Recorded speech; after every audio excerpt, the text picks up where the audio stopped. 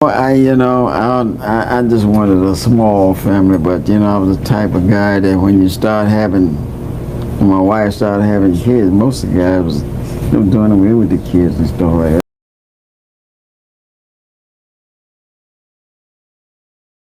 Michael Jackson was the most famous person on earth. He had more money than he could spend, more security than most heads of state. He owned a 2,700-acre estate with a zoo, an amusement park, and a movie theater. In the last few weeks, a large amount of ugly... Not because he was being difficult, not because he was ungrateful, because the sight of Joe Jackson, the man who made him, still made Michael's stomach turn, still activated something in his body that decades of fame and distance could not erase. That is the story underneath the greatest career in pop music history, and it has never fully been told. Joseph Walter Jackson was born July 26, 1928. In Fountain Hill, Arkansas, he grew up poor, moved to East Chicago, Indiana, and eventually settled in Gary, where he worked in the steel mills and played guitar in a local R&B band called the Falcons.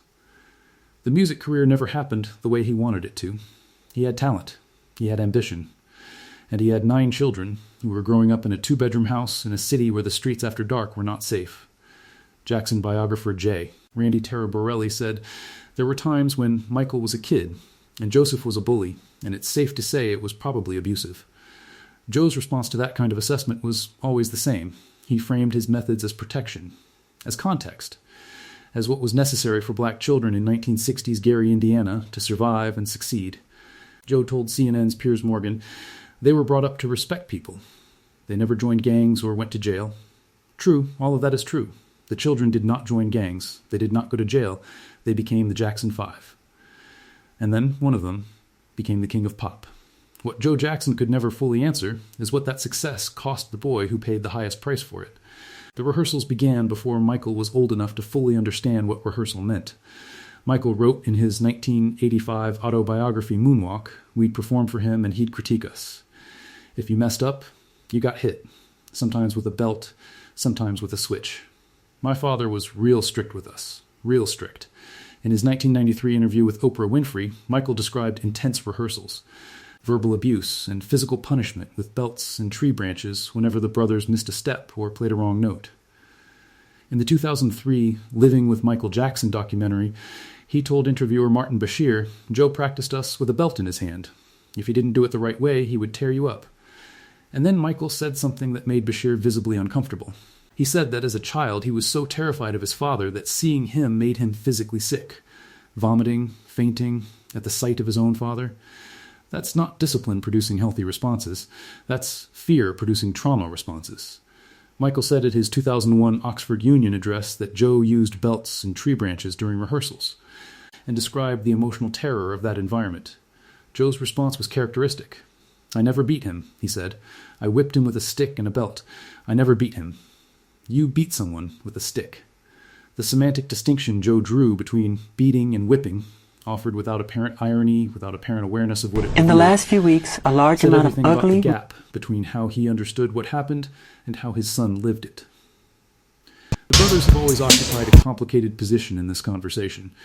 They corroborate the severity of what happened. They also contextualize it in ways that are genuine rather than defensive.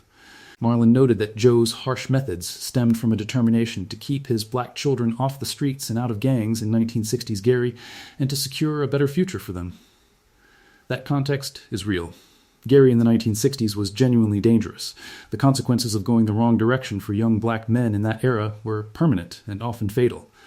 Joe Jackson looked at those streets and made a decision his children were not going out there. Several brothers recalled that Joe insisted they address him as Joseph rather than Dad or Father, and that he ran the household like a military operation or business enterprise, not Dad. Joseph, even that word, the one that should have been the most natural word in the house, was taken from them, made formal, made distant, made into something that communicated management rather than love. Janet Jackson has particularly lamented not being allowed to call Joe Dad. She said the emotional distance it created was real and lasting. Janet, the sister who would herself become a global superstar. Still grieving, decades later, the fact that she couldn't call her father by the name that came naturally to every other child. Here is the piece of context that rarely makes it into these conversations. Joe Jackson was also beaten as a child. His own father, Samuel Jackson, was reportedly abusive to Joe and his siblings. The cycle that Joe perpetuated in that Gary household had roots in what was done to him before he ever became a father. That does not excuse what happened. It explains it. There is a difference. And it matters, because the cycle of fathers passing their wounds to sons is one of the oldest, most heartbreaking patterns in human experience.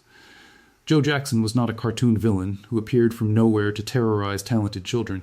He was a man who had been shaped by his own pain, and who passed that shaping along without apparently ever stopping to question whether it had to be that way. The irony is that Michael, the child who suffered most visibly and vocally from that cycle, broke it completely. He was, by all accounts, a deeply loving, devoted, gentle father to his own 3 children. The cycle stopped with him. That means something. In his 1993 Oprah interview, Michael said his father would tease him about his nose, calling it a big nose, during childhood. Michael Jackson had over a dozen rhinoplasty procedures across his adult life. He changed his appearance so fundamentally that photographs of the young Michael and the adult Michael look like 2 entirely different people. The question of what drove that transformation has been debated for decades. Vitiligo affected his skin. His personal aesthetic sensibilities were genuinely unusual. But the pattern of someone who was mocked for his nose as a child, systematically removing that nose piece by piece across 30 years of surgery, that pattern has a name. It is what happens when a wound from childhood never heals. Joe Jackson laughed at his son's nose in a rehearsal. In the last few weeks, Indiana. a large amount of Michael ugly... Jackson spent millions of dollars and decades trying to change the face his father made fun of. Nobody has ever fully connected those 2 facts the way they deserve to be connected at the peak of his fame, when Michael Jackson was the most recognizable human being on earth. When his music was selling hundreds of millions of copies, when his face was on every magazine cover and his voice was in every living room, his father had to call ahead to see him. That is the detail that tells you everything about what the relationship had become. Not cruelty on Michael's part, not ingratitude. Protection. The same instinct that makes any person establish distance from a source of consistent pain formalized into an appointment system. Joe Jackson told interviewers that he understood, that he accepted it. But his public behavior after Michael's death, showing up at press events, promoting his new record label within hours of his son's passing, using grief as a platform, suggested that whatever understanding he claimed to have, the distance had never stopped stinging. At a press event shortly after Michael's death in 2009, Joe Jackson was asked about his son. He answered briefly and then pivoted to promoting a new venture. The cameras caught it. The internet did not forgive it. Michael Jackson was 12 years old the first time the Jackson 5 performed professionally. From that point forward, his childhood was over. Not metaphorically. Literally. The games, the scraped knees, the lazy summer afternoons that every child deserves, replaced by schedules and performances and the specific pressure of being responsible for your family's economic survival before you are old enough to understand what economic survival means. Neverland was the adult Michael Jackson's answer to that theft. A 2,700-acre estate in Los Olivos, California, named for the island in Peter Pan, where children never grow up. Complete with a zoo, with giraffes and elephants and Bengal tigers. A full amusement park. A movie theater. A train station. A room full of video games and carnival rides. Michael spent hundreds of millions of dollars building the childhood he never had. He said so explicitly. He said that when he was in that amusement park, on those rides, he felt like a child for the first time. Whether that was healthy or not, whether it was appropriate or complicated or both, the why of it is clear. And the why goes directly back to a rehearsal room in Gary, Indiana. And a man with a belt who called his children by his first name, Joe Jackson, maintained until his death in 2018 that he had made no mistakes in raising his children. He said he was strict. He said it was necessary. He said the results, the careers, the records, the global fame proved him right. In being strict, you were able to control, he told CBS News in 2003. He told Piers Morgan that he was glad he was tough and that his children should be grateful. Grateful, that word, used by a man whose most famous son required him to make an appointment to enter his home.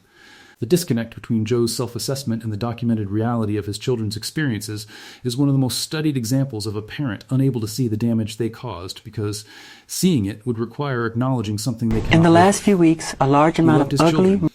That is also true. The love and the damage existed simultaneously. They always do, in this situation. And neither cancels the other out. Michael Jackson died on June 25, 2009. He was 50 years old. His personal physician, Conrad Murray, was convicted of involuntary manslaughter for administering the propofol that stopped Michael's heart. But the question that serious people have always asked underneath that verdict: what produced a man who needed anesthesia to sleep? What produced a level of anxiety and insomnia so severe that the only solution his doctors could find was putting him under general anesthesia in his own bedroom? The answer is not simple. But the answer begins in Gary, Indiana, in a 2-bedroom house, in a rehearsal room where a man with a belt stood at the front while his children performed. Almost all of the Jackson brothers, in later years, expressed appreciation for their father's drive and sacrifice alongside their acknowledgement of the damage. That complexity is real, and it should be honored. Joe Jackson did not only damage his children, he also sacrificed his own dreams for them. He worked in the steel mills. He drove them to auditions. He believed in them when the world didn't know who they were. He was a man. Complicated, wounded, determined, flawed, who loved imperfectly and built something extraordinary and never fully understood what it cost the boy who loved music more than anything and was terrified of the person who first put music in his hands. Joe Jackson died on June 27, 2018. He was 89 years old. Michael had been gone for 9 years. They never fully repaired what was broken between them, and that might be the saddest part of the whole story. The Jackson 5 changed music forever. Michael Jackson became something the world may never see again. And underneath all of it, underneath every record broken and every award won and every performance that made audiences weep, there was a boy in Gary, Indiana, who was so afraid of his father that the sight of him made him physically sick. He spent his entire adult life trying to reclaim what that fear took from him. Neverland, the childlike wonder, the games, the animals, the rides, all of it was him reaching back for something that should have been freely given and wasn't. He deserved a childhood. He deserved a father who didn't require distance to be safe. He deserved the kind of love that doesn't cost the person receiving it everything they have. He got the world instead. And sometimes the world is a very poor substitute for what you actually needed.